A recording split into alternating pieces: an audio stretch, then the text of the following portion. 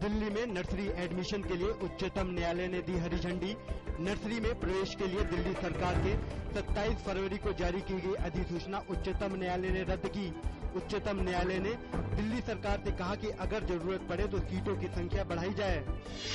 मुल्ला पेरियार बांध पर केरल विधानसभा में पारित कानून उच्चतम न्यायालय ने रद्द किया।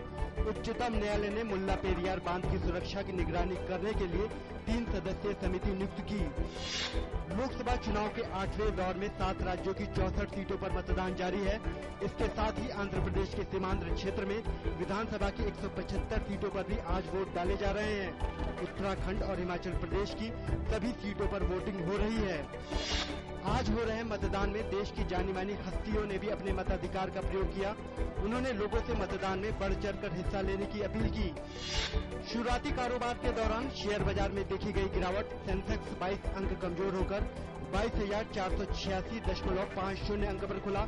निफ्टी भी 4 अंक की गिरावट के साथ 6,711 अंक पर आ गया। अंतरबैंक विदेशी मुद्रा विनिमय बाजार में आज के शुरुआती कारोबार के दौरान डॉलर के मुकाबले रुपए की विनिमय दर 9 पैसे मजबूत होकर 60 रुपए 2 पैसे प्रति डॉलर पर पहुंच गई। कल डॉलर के मुकाबले रुपया 10 पैसे मजबूत होकर 60 रुपए 11 पैसे प्रति डॉलर पर बंद हुआ था। रूस के विदेश मंत्री सर्गेई लावरोव ने कहा कि रूस जेनेवा में यूक्रेन संकट पर बातचीत में तभी हिस्सा लेगा जब रूस समर्थक विपक्षी गुट को बातचीत में शामिल किया जाए। लावरोव ने कहा कि यूक्रेन में अपनी ही जनता के विरुद्ध सेना की तैनाती के साथ चुनाव कराना असामान्य बात है।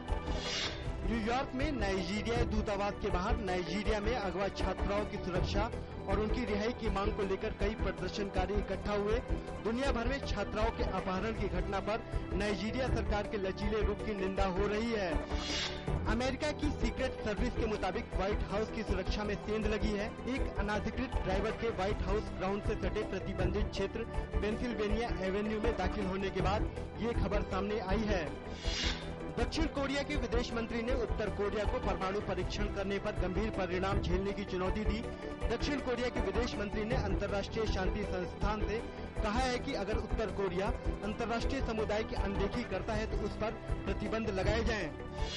बीसीसीआई के पूर्व अध्यक्ष शरद पवार ने बोर्ड द्वारा राजस्थान क्रिकेट एसोसिएशन को बर्खास्त करने के फैसले की आलोचना की है।